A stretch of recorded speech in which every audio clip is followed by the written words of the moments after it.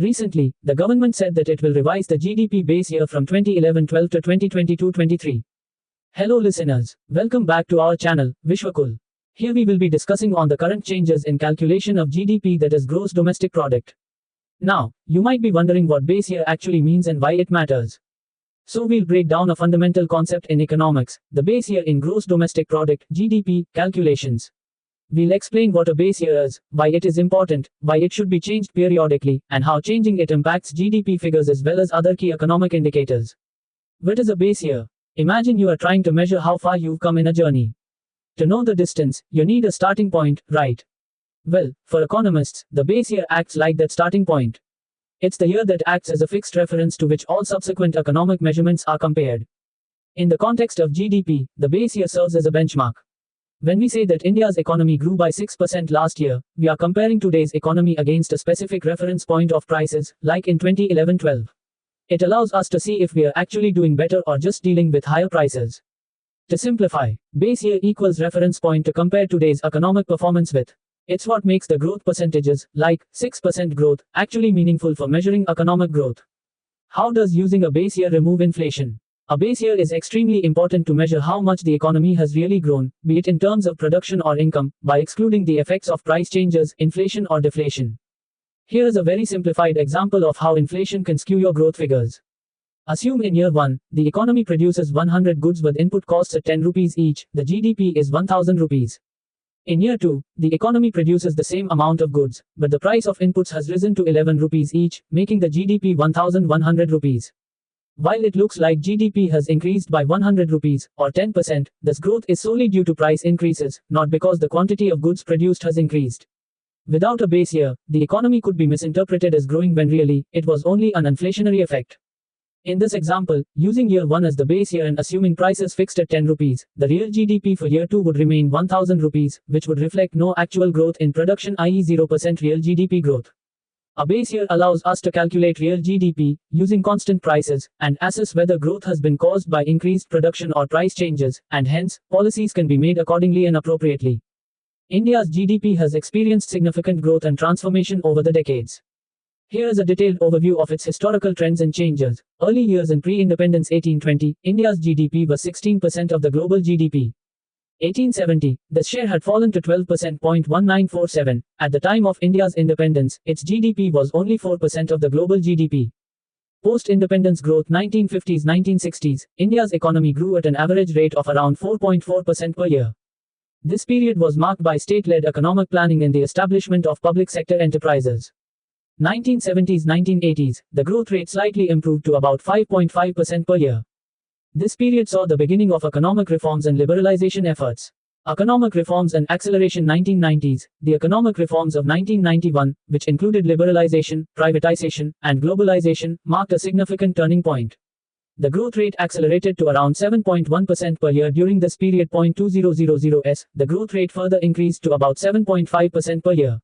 This decade was characterized by robust economic growth driven by the services sector, particularly IT and outsourcing services. Recent trends 2010s, the growth rate remained strong, averaging around 7.1% per year.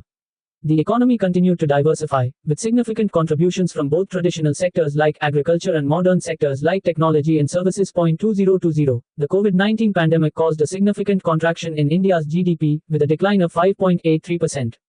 2021, the economy rebounded with a growth rate of 9.05%, reflecting recovery efforts and increased economic activity post-pandemic.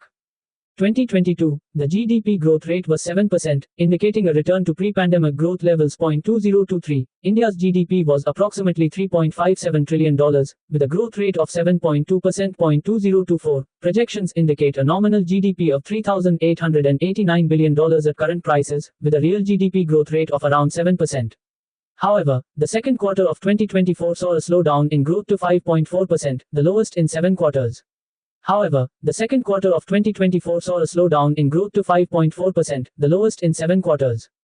Sectoral contributions. Agriculture, historically a significant contributor, agriculture's share in GDP has been declining but remains crucial for rural employment and food security.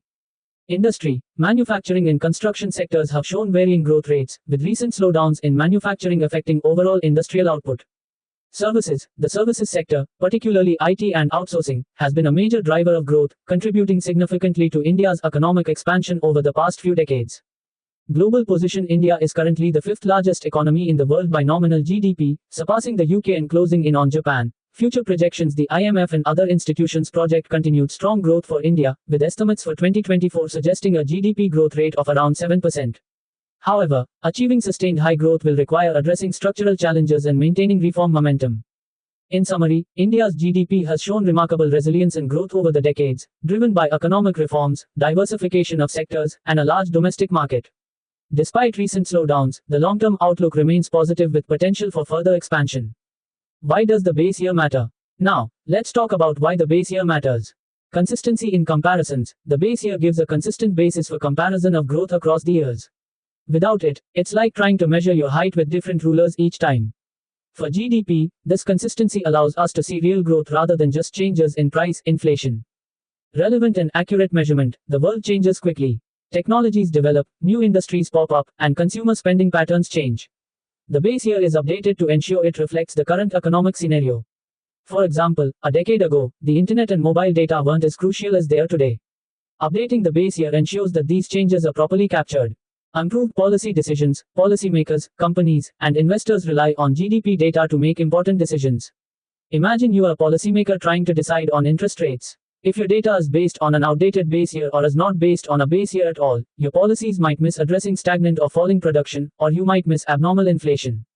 Example, India last updated its base year to 2011-12 from 2004-05. If we didn't make this update, we'd still be using data from a time when things like ride-sharing apps and online shopping were not as big as they are now. The new base year incorporates more recent data that better represents how we live, work, and spend today. How does changing the base year affect GDP calculations? When the base year changes, it's like getting a clearer pair of glasses with an updated prescription of power to look at the economy. Here's how. Growth rates might change. When the base year gets updated, growth figures for the years in between are re-evaluated. For example, in India, when the base year shifted from 2004-05 to 2011-12, GDP growth rates for some past years were revised to reflect a more vibrant economy than indicated before. This was mainly because newer data showed a more vibrant economy than what the old numbers indicated. Example, for the year 2013-14, the GDP growth rate by using 2011-12 as the base was revised upward from 4.7% to 6.9%. This wasn't some magic economic boost, it simply reflected better data collection and changes in what and how we measure data. Sectoral contributions get updated. By changing the base year, some sectors might be given more importance, while others may shrink. Let's say that in the old base year, agriculture played a huge role. But with the updated base year, newer industries like information technology are represented better. The contribution of IT to GDP becomes more accurate, reflecting its true growth and importance. Prices get adjusted. Real vs. Nominal GDP. GDP is reported in both nominal terms, using current prices, and real terms, adjusting for inflation. Real GDP gives us a clearer view of economic health and adjusts for price levels. But over time, price increases become permanent to a certain extent, and the base year and prices need to be changed. So, while using a base year helps to strip out inflation and give a clearer view of economic health in the near term, updating the base year is also important to adjust for structural price changes. Quick tip. Nominal GDP. Prices are at today's levels, e.g., current milk prices. Real GDP. Prices are frozen at base year levels, e.g., milk at 2011-12 prices. Does changing the base year affect other metrics? Definitely. Updating the base year can have an effect across how several important metrics are measured. Inflation. Inflation is measured by measuring the change in prices of a given basket of goods, like the Consumer Price Index, CPI, basket. Changing the base year for CPI will also involve updating what goods and services are included in the basket to reflect how people spend their money today. It could also update the weights given to each item in the basket. A new base year helps keep inflation numbers relevant to your daily expenses. Example, the average Indian household now spends more on data packs and less on CDs or DVDs than a decade ago. The updated base year adjusts for these spending changes, providing a more accurate picture of inflation. Fiscal deficit. The fiscal deficit, how much the government borrows compared to how much it earns, is often shown as a percentage of GDP. When the base year changes and GDP is recalculated, the fiscal deficit as a percentage of GDP might look smaller or larger, depending on whether GDP is revised upwards or downwards. Future fiscal deficit numbers will also be more realistic, which is helpful for the government as it targets a certain fiscal deficit number. Debt ratios. The debt to GDP ratio is an important metric used to assess a country's financial health, especially when comparing it with other countries. If the GDP figure increases after updating the base year, the debt to GDP ratio will decrease, even if the debt amount stays the same. This could make the government's financial situation look healthier and more sustainable, affecting decisions by investors, rating agencies, and international agencies. Savings and investment rates. Savings rate and investment rate are typically expressed as a percentage of GDP as well. If GDP is revised higher, these ratios might appear smaller, even if the absolute values remain unchanged. Per capita income. The per capita income is GDP divided by the population. It essentially tells you how much of the GDP each person of the country has. If GDP is revised higher, per capita income also increases, suggesting a higher standard of living on average. This impacts how India is viewed globally in terms of economic development. However, it is important to go deeper into the numbers to see whether the standard of living of the country has actually changed in reality, as per capita income itself can hide a lot of inequalities. Poverty and employment measures. A new base year can also influence how poverty and employment are assessed. With newer sectors and updated growth contributions, it might show a different trend in employment or income distribution, leading to revised poverty estimates. Why should you care? Understanding the base year and why it's updated isn't just for economists. Here's why it matters to you. Informed financial decisions. When you read headlines about how well the economy is doing, those numbers affect things like interest rates and taxes. Knowing how GDP is calculated helps you understand if that 6% growth really means progress. Government spending. A higher GDP allows the government more room for spending without appearing to increase the deficit as much. More spending could mean more roads, healthcare facilities, or even tax benefits, directly affecting your quality of life.